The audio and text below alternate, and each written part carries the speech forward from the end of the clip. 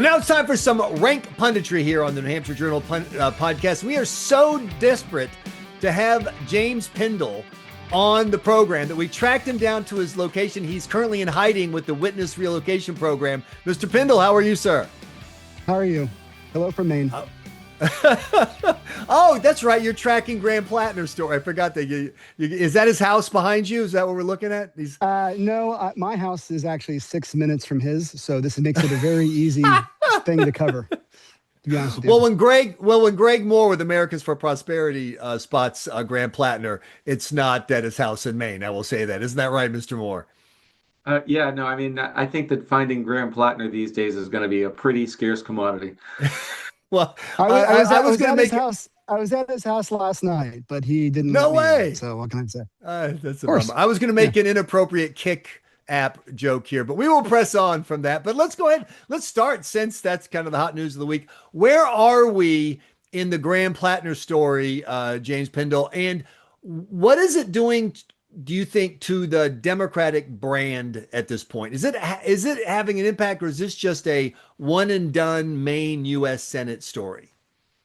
No, look, I mean, Democrats have been clearly trying to find unconventional candidates to take on even their own establishment. And that there's no question that took a massive hit when it comes to the Graham Platner story. Clearly, they still have Dan Osborne in Nebraska, and you can point to other people who are running this cycle who are a little bit different, even in Kentucky. But nonetheless, look, this is a net positive for Democrats, even if they aren't feeling it now. Graham was not going to win. Susan Collins was going to walk through this. There's no question about it. And now they get to have an absolute reset. Now, whether they still go the Graham Platner route or they go to a more of establishment, milquetoast type. I mean, look, the bottom line is the polling was really clear even last week. And the race was tied, and it was tied because not enough Democrats were on board with Graham Platner. So all you need to do is get Democrats on board, and Democrats can beat Susan Collins because she's less popular now than she has ever been, and Trump is the same way. But but right now, I mean, I've been going around this area, his hometown, a lot in Sullivan, which is next door. And people are just disappointed, and a lot of people aren't believing the woman. They're thinking there is something else going on here, but they still say they're going to vote. So I was waiting for people to say, forget it, I'm done with the system, but that's not what's happening. So Greg Moore, do you agree this is a net positive for the Democrats? In terms of getting the Graham Platner TikTok story off the news, yes. Just getting away from, the further you get away from that, the better off they are. But I mean, I think the bigger problem that if you look back, this story tracks right alongside what happened with Biden. In fact, the timelines line up almost perfectly as well. And we see these candidates that obviously have huge flaws, obvious, knowable, predictable flaws, and the Democrat establishment has wrapped themselves around those candidates, defending them. And then at some point, something comes along that creates the Emperor's new clothes moment. Right. And in the case of Biden, his cognitive decline was exacerbated by the late June debate. And in the case of Platner, this final straw that broke the camel's back. And to James's point, it just coincides with lo and behold, some national polling showing that Graham Platner was going to lose to Susan Collins. So they didn't want to have the albatross around their neck to get no net positive out of it. So they decided, let's cut bait. Let's try to go in a different direction. We're still going to lose to Susan Collins, but at least not have every single Democrat like Chris Pappas across the country have to get asked 10 times by people like Michael Graham. What's your take on Graham Platner? I'll tell you, the real problem for Chris Pappas and Stephanie Sheen was that it wasn't just Michael Graham asking anymore. It was Adam Sexton and James Pindell and Kevin Landrigan asking. But how about this theory, Pindell? The big loser when this nets out for Platner is generic Democrat. You just said something that people have been saying for a long time, which is Susan Collins loses to generic Democrat. It's a wave year. It's a bad year. New England is very blue. Add all that together and she's in trouble. what about the argument that something weird is happening with Trump's approval so low and unpopular stuff like Iran? Democrats can't, generic Democrat can't seem to reach escape velocity because their brand from all sorts of things, whether it's the DSA stuff or the Graham Platner stuff, their brand has really been roughed up, and it may keep some Republicans in races where they shouldn't have been. Or is that extrapolating from where we are today and not looking towards, look, it's all going to settle down and generic Democrats going to be just fine? I mean, you're raising a good point. I mean, look, there's Susan Collins going down here. There's Trump going down here. You know who's down here below the screen? The Democratic Party. I mean, their approval rate, and that's just a data fact. It's not an opinion. Yep. I mean, and so that's why you're seeing Platner and all these other candidates winning around the country, running against the way down here Democratic Party brand. But I don't know. We don't know what the fall is going to be. And it's very simple. It's a midterm election. Greg Moore has been through 8,000 of these. And if it's a nationalized election that's about the president, yeah, Democrats have a chance. If it's about anything else, like in this particular situation, if it's about the character of the Democratic candidate, then Republicans have a shot. But coming towards the fall, I mean, it looks bad for Republicans. But if they can make it about individual candidates, it's not going to work out for the Democrats very well. And anyone, by the way, who's defending the status quo is going to lose. Good point. Very good point. Hey, before I go to Greg Moore and ask that same question, just a real quick chance for you to do some reporting if you can. Based on right now, if you had to say the person who's going to get that line on the ballot, do you have I obviously it's way early, blah blah blah. But do you have is there a what's that betting service? Polymarket or Kalshi or whatever. What would you polymarket right now if you were polymarketing? Look, I mean, number one is this guy named Troy Jackson, who is a fifth-generation logger, former state Senate president, endorsed by Bernie for governor. He lost. The second I would put is sort of a coalition candidate, the Secretary of State, Shenna Bellows, who is very much in that progressive group, but she also has a lot of establishment. Of course, the bang on her is that, in 2014, she got crushed in this race running against Susan Collins. She was a kid. She was like mid-30s, but that's going to be her problem. But those would be the top two, and then everyone else is sort of running for it. I mean, this is an insidery game, and exactly. So 600 votes.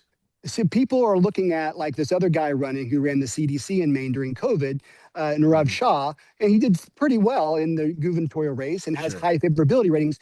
But the establishment or the inside activists never made up their mind on this guy. They don't know where he is on issues, and he doesn't have those relationships. And that's why I'm saying those two in particular right now are the front runners. Yeah, I mean, I think that the Troy guy is kind of like Platner light without the Nazi tattoo, and that'll be good enough. And none of these people have Graham Platner's charisma or speaking skills. No one's going to be excited to vote for this nominee. But again, they just need to be excited to vote against Susan Collins. Which brings us back to Greg Moore. How do you think generic Democrat is doing? And do you agree with the people who say, it should be doing better, and there could be hope for Republicans in some races that maybe in a typical midterm with the president as unpopular as Trump, they wouldn't have a chance in? Right now the problem with the Democrats is that they're having their own internal struggle in this debate about the socialists versus more traditional Democrats, and it's right out for everyone to see, and everybody is watching this in real time. What matters less, though, than polling is voter intensity. Midterm elections are defined not necessarily by winning in the middle. They're not. The middle stays home generally when it comes to midterm elections. It's whose base is more energized and excited to go and vote. If this long, gut-wrenching fight over who is the real soul of the Democratic Party continues until November, and Democrats themselves start to be feeling like they have to pick a side as opposed to all coalescing like they need to do, then you could see a real opportunity for Republicans to have a less bad midterm election. I'll frame it that way: a less bad midterm election than they might have, given the circumstances of a unpopular president midterm election. So, Greg Moore, why isn't there a Graham Platner in New Hampshire? And obviously, I don't mean the Nazi tattoos and spousal abuse. I mean, where charismatic progressive. I mean, this is a state that went for Bernie twice. It's not like they're not willing to vote for progressives. Where is the Graham Platner of New Hampshire? And I think that this is to your point, is that within New Hampshire, one of the elements is that because we tend to have relatively high turnout primaries, and because we have a well-educated electorate, what we've seen historically is that has a little bit of a moderating impact on people at the top of the ballot. We tend not to see a lot of these firebrands who sort of like jump out. You look at how much money Chuck Schumer had to get to push a Don Bolduc ahead of a Chuck Morse. Yeah. And that was a lot of money he had to spend to push him ahead of Chuck Morse. But generally speaking, when you're in that dynamic where you see these larger and larger turnouts, right, which obviously brings the fact that you're opening your primaries, right, to independents, and that higher turnout just makes it harder for the more extreme candidates in their party. You look at the race in New York where Espelliot lost his seat.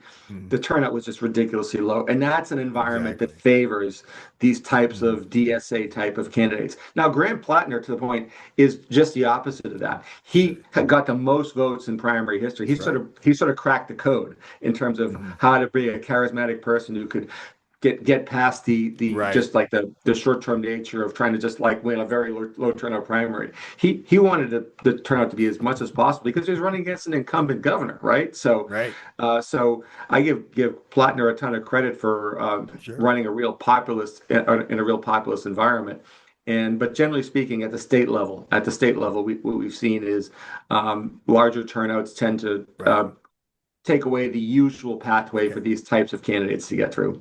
Okay, so James Pindell, you've covered New Hampshire and Massachusetts. Not only does New Hampshire not have a Graham Platner, we don't have an Ayanna Pressley. We don't even have a Seth Moulton, man. Why is it so radically different for these two bordering states?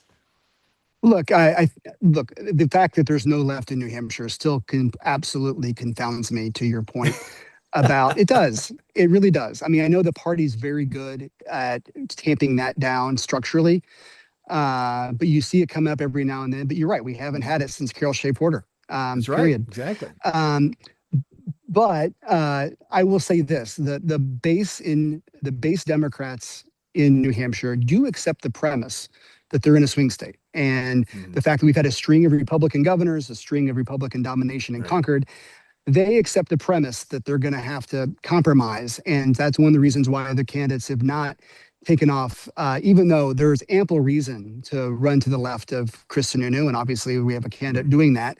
But the reason that's not taken off is people are largely accepting the premise. Right. So when you look across the border, which races look the most interesting to you? Well, I mean, at one level, it's interesting to see what's going to happen in Seth Moulton's congressional race. I don't think his Senate race is particularly that interesting at the moment. And then, clearly New Hampshire 1 is right now, I think, one of the most interesting contests in the country. And okay, I got to stop you right there. For those of us who are here, the word first congressional district race and interesting have yet to find their way into the same paragraph. I think it's fair. Just so you know I agree. No, I think I'm sorry. The potential to be interesting. Potential. Right, potential. Thank you for correcting me, because I'm that's exactly right.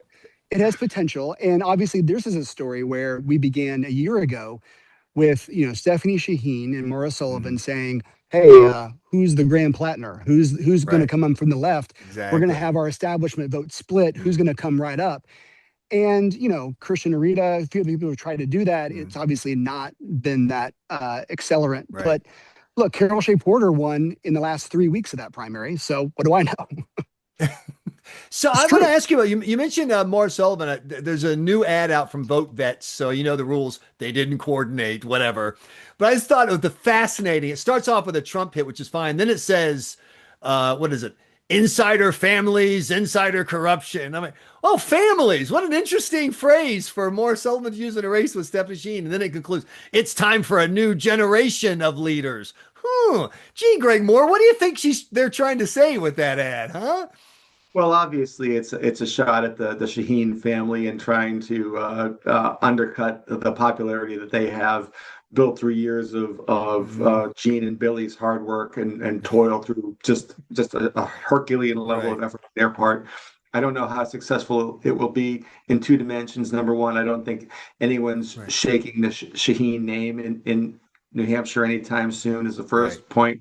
And the second one is it's a little too nuanced to hit through, I Yeah. think, to the average generic voter. Like I said, we don't just do insiders and 5% turnout primaries. We have bigger primaries than that. And you have to be a little pin the tail on the donkey a little bit better than that in an ad if you want to drive that point home.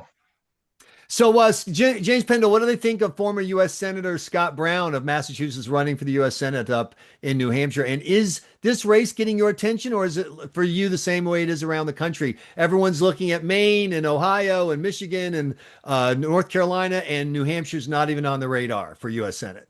I think a lot of folks have a raised eyebrow on these poll numbers, and you can't sleep on them. This race is Right. obviously a lot tighter than the conventional wisdom, though I'm skeptical that Right. in the end, Chris Pappas is a generic Democrat. That's how Yep. he's running in the Shaheen mold. Mhm. And in the federal races, obviously, you know the history in New Hampshire where this is going to end up.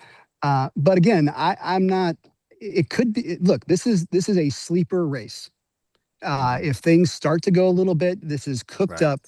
up uniquely around the country. It's not going to happen in Georgia. In fact, I'm more optimistic for Republicans in New Hampshire than I would be even in Michigan right now. Um, Wow. yeah, I mean, I do. Even if the Michigan Democrats nominate El Sayed, who has Yep, a very absolutely, problematic background. Wow. absolutely. I mean, Okay. the Republican Party has got a lot more going on.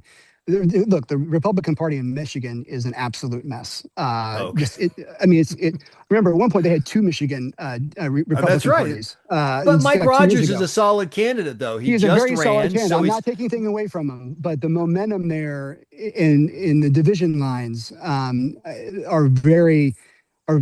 Anyway, we're debating understood. nuances here back and forth. But I would be more. I'm more optimistic for Sununu than I would be Rogers right now. Greg Moore, I thought was interesting. James Pindell, as you know, appealed to one of my what do we call them? Whipping, whatever the thing I say all the time, the horse that I've ridden into the ground, which is the most powerful brand in New Hampshire politics, is generic Democrat and boring Democrat. And Chris Pappas has mastered boring, man. He owns it. He could put you to sleep in the middle of a fire. But interestingly, this week, first ad from the national GOP calls him a liar. They show video of him telling a lie. I mean, it's a personal attack on Chris Pappas. Interestingly, it involves his husband because he was lying about his relationship with his then boyfriend at the time. Do you think that they can cause New Hampshire voters to take another look at Chris Pappas, or is his chicken finger brand just 100% solid and we are where we are? The ad itself obviously doesn't pull any punches. It goes Right. right to the heart of one of Pappas's vulnerabilities, which I don't think has been explored other than Matt Mowers really leaning into it in the 2020 cycle. Unfortunately, Matt Mowers was busy doing TV ads with burning police cars when there was none of that in New Hampshire at the time. But the ad really does lean into it. I do think calling into question right now, people are just so disgusted with politicians and people who appear to be part of the status quo, as James pointed out, that if you can sort of pull someone like Pappas into the Washington mire, it is to your benefit. And I think that's part of this ad and what they're trying to accomplish. It's not about issues. It's a real ad about integrity. It has a huge opportunity to backfire if Pappas is able to play it the right way, and we'll see how that plays out in the next coming days and weeks. Okay. We've got limited time. I want to wrap up with a big picture question. A lot of new numbers showing that people are fleeing Massachusetts to come to New Hampshire, despite years of people saying that New Hampshire, that this is going to turn the state blue. The data show that's not what's happening. James Pindell, you're in Massachusetts. Number one, why have you stayed? You're welcome up here. We love you, guy. You can move in tomorrow. And what does Massachusetts say when people are pointing and laughing and going, God, you guys suck? Everybody's leaving. New Hampshire rocks. Everyone wants to come live here. I mean, isn't that what's happening? But what's happening is housing prices and also political movement we've seen around the country. Republicans want to be with Republicans. That's one reason why New Hampshire is actually, this whole theory has been going on, I think, since Greg and I, well, Greg was in New Hampshire before I was, but it's been going on for over 20 years. These people from Massachusetts are making New Hampshire blue. That was a conspiracy theory. It is proven not true. The communities closer to the border obviously are the most Republican, and they're people moving from Massachusetts. It's housing. Housing's the biggest reason. And then outside of that, I mean, the reason to stay is you make a lot more money at jobs in Massachusetts. But seriously, it's not having a political, like Maura Healey's not going to pay a price for, I'm operating a brand that people are abandoning. You know, Coke is losing sales to Pepsi. That's usually bad, right? Look, I mean, her popularity is going down, and our latest Globe poll showed that no one could, literally, I think it's half of the people, or more than half, couldn't even identify one single positive thing she's done. So if this were a Democrat, if this were another Joe Biden midterm, she could be cooked, but it's not, and it's Massachusetts, and it's a Trump reelection, and her opponent is very easy to tie to Trump. So they're tight. He's very tight with JD Vance. So you know, she's going to win, despite the fact that it doesn't look like she deserves it.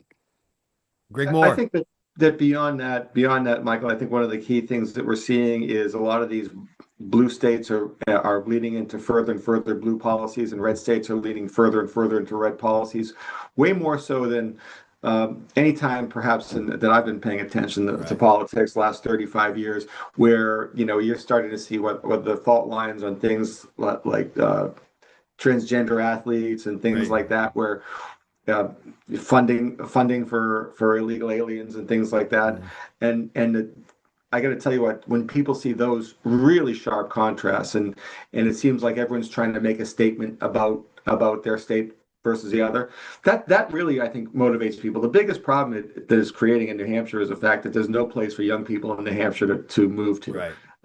So we're hemorrhaging a generation where people are selling their homes in Massachusetts, coming up to New Hampshire, paying $30,000-$50,000 over listing price with cash only and waiving inspection. And our 20 and early 30 somethings who want to buy a home here are just basically priced out. So it really is an unfortunate situation that we're seeing for a lot of the young people in New Hampshire. But you know, that's the consequences. And now we see Maine and Rhode Island also passing millionaires taxes as well.